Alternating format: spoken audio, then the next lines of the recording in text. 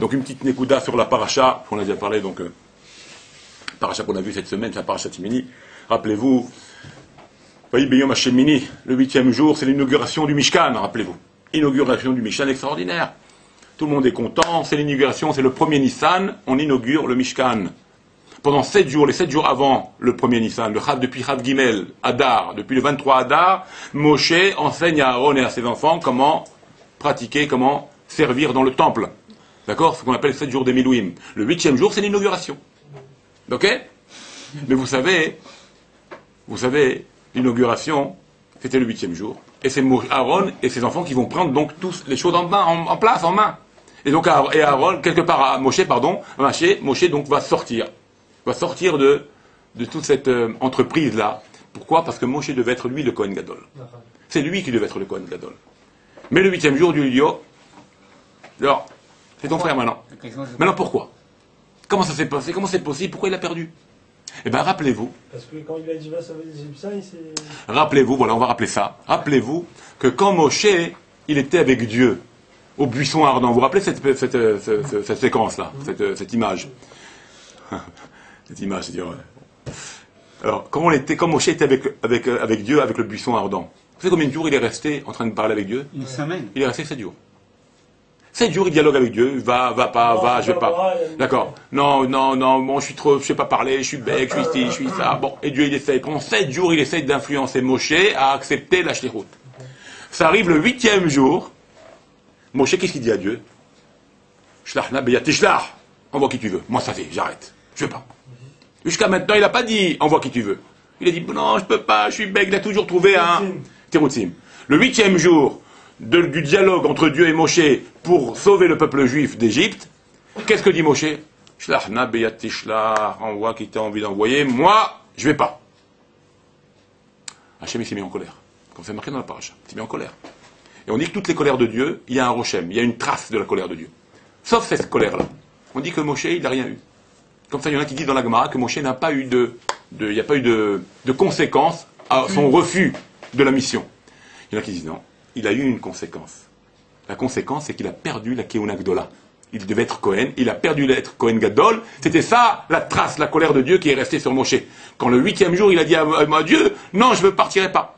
Alors maintenant, revenons à notre paracha. Vaï beyom hashemini. Ce fut le 8e jour de l'inauguration. C'était l'inauguration, c'est le 8e jour. Là, Dieu dit, tu te rappelles, Moshe, tu te rappelles le 8e jour qu'on était dans le buisson ardent, toi et moi? Et tu m'as dit, non, pas la shlichut. Eh bien, tu m'excuses, mais non. Non, c'est pas toi le Kohen Gadol. Tu sors. C'est pas toi le Kohen Gadol, là, Moshe. Ce sera ton frère. Donc, ce même refus que tu m'as dit, vous voyez le péché, comment il revient? C'est l'erreur, comment elle revient, comment Dieu, il refait la chose. C'est pour ça que, comme je vous l'ai dit tout à l'heure, c'est pour ça que là, on peut analyser les choses. Tu m'avais dit non, le 8e jour, quand je t'ai dit, vas-y, tu m'as dit non, tu dis non. Ben, moi aussi, maintenant, je te dis non, ce 8e jour que tu aurais dû être toi, tout le prêtre du Mishkan, je te fais sortir. C'est pour ça que ça commence par Vayehi. Vayehi, la Gemara, elle dit, la Shonsar. Une malheur, il a une souffrance. Quelle souffrance? La souffrance de Moshe qui ne pouvait plus être maintenant Kohen Gadol. Il voulait. Mais comme il lui a rappelé maintenant son erreur d'avoir non accepté, de ne pas avoir accepté la route, alors Hachem il dit maintenant tu sors. C'est pour ça qu'il est marqué Vayehi, Bayom Hashemini. Hashemini. Pas Vayehi Bayom Shemini. On aurait dit Vayehi Bayom Shemini. On est marqué Vayehi Bayom Hashemini. Ce même jour, ce 8e jour-là, lequel? Du buisson ardent. C'est ça le 8e jour. Le buisson ardent qui me fait rappeler maintenant ton erreur et qui me fait maintenant que le 8e jour de l'inauguration, tu sors. Tu n'es plus Cohen. Tu ne seras pas Cohen. C'est pour ça qu'ils le font Belachon Abba. Bravo. Pour pas qu'il n'y ait pas encore. Tu comprends? Et c'est pour ça, comme ça, on explique donc le tsar qu'il a eu Moshe, qu'il n'a pas pu être Cohen. Après, on voit un autre passage dans la paracha, le passage, où là, il y a la mort de Nadav et Avihu. D'accord? Nadav et Avihu sont morts à cause de 5 choses. Pourquoi ils ont été tués? À cause de 5 choses. À cause de Zara. Ils ont emmené un feu étranger, un feu d'Ektoret, de leur sens, qu'ils devaient apporter à Hachem, mais pas autant qu'il fallait. Dieu n'a rien demandé. Ils ont emmené un de même, un Zara, un feu étranger, une offrande étrangère. D'accord? D'accord. Alors Zara, c'est les rachetez-votes des 5 problèmes qu'ils avaient. Le Zara, si vous faites la rachetez-vote, Rachetez, vous savez ce que c'est racheter votre? Le début de lettre. Ça fait le problème qu'ils avaient. Aleph de Esh, c'est Isha, il n'avait pas de femme. Le Shin de Esh, c'est Shtouye Yahin, il était bourré. D'accord, il était sous. Le Zahin, c'est Zara, le Zera, il n'avait pas d'enfant. D'accord? Ils ne peuvent pas avoir d'enfants s'ils n'ont pas de femme. Hein. Ouais. Non, il pouvait avoir des enfants. Même des enfants, même s'il avait divorcé, il avait des enfants. Resh. C'est quoi Resh? Rachat? Non, putain. Je dirais, Resh, je vais voir ici 2 secondes. Donc il en parle ici. Riboua, vous avez la tête au carré. Resh. Il voulait faire une tour. Resh. C'est Rechitzat Yadim Veraglaim chez l'oiseau. Ils ne sont pas laver les mains et les pieds avant le travail. Ils étaient bourrés peut-être. D'accord, oui. Resh. Et le He, c'est quoi le He? Oru Oraa Lifnei Rabam. Ils ont enseigné devant leur maître. Et qu'est-ce qu'ils ont dit? Rappelez-vous, quand Moshe et Aaron, ils sont montés au Mont Sinaï pour recevoir les tables, ils ont dit, quand ces vieux-là, ils vont partir, ils vont mourir, que nous, on prend la place. Tellement ils voulaient s'approcher de Dieu. Ils voulaient être, eux, les maîtres. Donc ils voulaient enseigner la halakha avant leur maître, Moshe Rabbeinu et Aaron. Alors je me dis, on peut parler. Donc, Esh Zara, rachetez votre de leurs problèmes. C'est ça qui va les tuer. D'accord? Et maintenant, qu'est-ce qui se passe? Maintenant, qu'est-ce qui se passe? Ce Esh Zara-là, ce feu qu'ils ont emmené, donc cette offrande qu'ils ont apportée sans permission, ça va donc les tuer. Et donc, après, on dit que qu'est-ce qui s'est passé avec Aaron? Il domme Aaron. Aaron, il s'est tué. Il n'a pas réagi. On dit que le fait qu'il n'a pas réagi, il n'a pas crié, il n'a pas dit, comme nous, peut-être on l'aurait fait.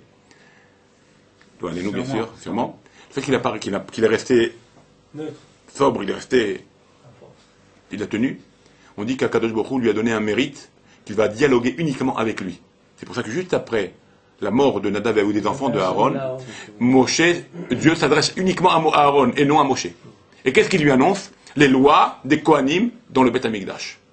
À ne pas boire directement. Il lui dit, Yain veshechar al tesht. Bon, il y a toutes les lois là-bas. Le vin et la boisson alcoolisée, tu ne boiras pas. Ata, toi, ou banecha, tes enfants, il sera avec toi. Tout le temps. Pourquoi? Quand je dis tout le temps, quand les Kohanim sont dans le service du Beth Amikdash, ils n'ont pas le droit de boire. En dehors, ils ont le droit. Pourquoi c'est d'accord? marqué le vin et l'alcool? Alors, attends, regarde. C'est une bonne question, ça. Ouais.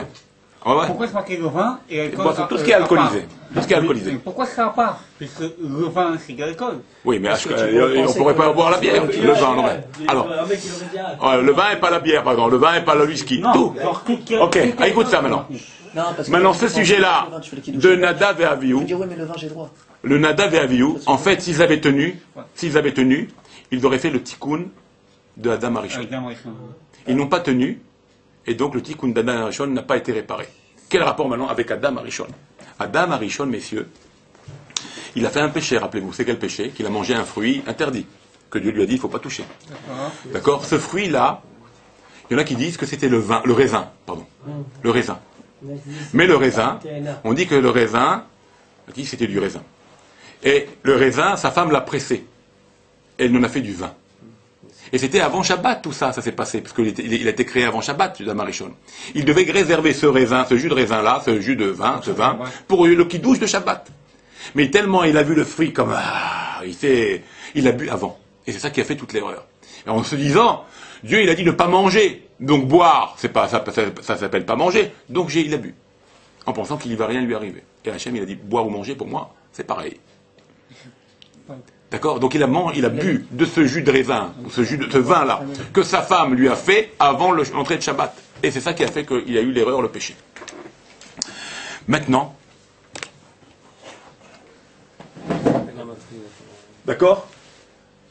Après la Havera, il s'est séparé de sa femme. 130 ans. D'accord.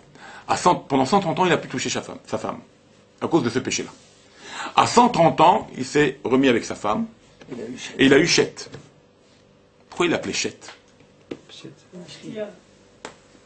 Techt, tu ne boiras pas. Il a fait que son enfant va s'appeler au nom de son péché. J'ai bu du vin. Mon enfant, je vais l'appeler Chet, du lachon Shtia, que j'ai bu le vin interdit, pour me rappeler de mon erreur, tout le temps. Et pourquoi à quel âge il a eu? À 130 ans, il s'est remis avec sa femme. À 131 ans, il a eu Chet. À 131 ans, il a eu Chet. 131 ans en valeur numérique, ça fait 131. Ça fait la gematria de Samakel. Je dis pas son nom. Sa mère même, Aleph et elle, et le Lamed. J'ai mis le couf exprès pour séparer. Hein. Samakel, c'est un nom d'un ange méchant, d'un ange du péché. D'accord? Samakel, c'est le nom d'un ange du péché. En valeur numérique de Samakel, 131. Donc, la naissance de Chet, d'accord, lui rappelle le péché par cet ange qui, en valeur numérique, égale à 131. Et c'est pour ça qu'il est mort, Adam Arishon, à 930 ans, parce qu'il devait vivre 1000 ans. Pourquoi il est mort à 930 ans? D'après certains décisionnaires qui expliquent. À cause des 70 ans. Il a donné 70. Non, pas comme ça, non. Non, autre chose maintenant. Autre chose. Parce que 70, c'est le vin. Ça lui rappelle le vin qu'il a bu. À cause du vin que tu as bu, 70 en valeur numérique, c'est le vin. Yahin, ça fait 12, 10, 20, et 50, 70. Donc je vais t'enlever 70 ans dû au vin que tu as bu, et je vais t'enlever de cette vie-là. Et pour te rappeler le péché, ton fils s'appellera Chet, parce que tu as bu ce vin-là. Et tu l'as eu à 131 ans. Pourquoi à 131 ans? À cause de l'ange qui t'a attiré à ce mal, qui s'appelle Samakel, qui correspond à 131 en valeur numérique. Compris ça? Maintenant, d'où le rapport avec les vins? Regarde, tu prends les lettres d'Anavim, et tu mets les lettres d'Anavim, sans le couf, bien sûr. J'ai mis quel exprès le couf pour séparer le Aleph, pour pas faire le nom du l'ange. Avant le Haïn, qu'est-ce qu'il y a? Sa mère. Avant le Noun, le même. Avant le Bet, le Aleph. Avant le même, la Med. Anavim, sans le avec un Ichirik Raser. Anavim, ça fait les mêmes lettres avant. Donc qu'est-ce qui t'a fait pécher? Qu'est-ce qui t'a dû dans les... C'est ce que tu pensais avant, c'est-à-dire cette envie de désir. C'est l'ange qui t'a emmené ce désir de boire ce vin-là. Et c'est pour ça que Samakel, les lettres qu'il y a avant Samakel, ça fait un Avim. Il faut pas... On peut voir. Ça vous plaît? Bijou. Souka. Voilà, messieurs, pour aujourd'hui.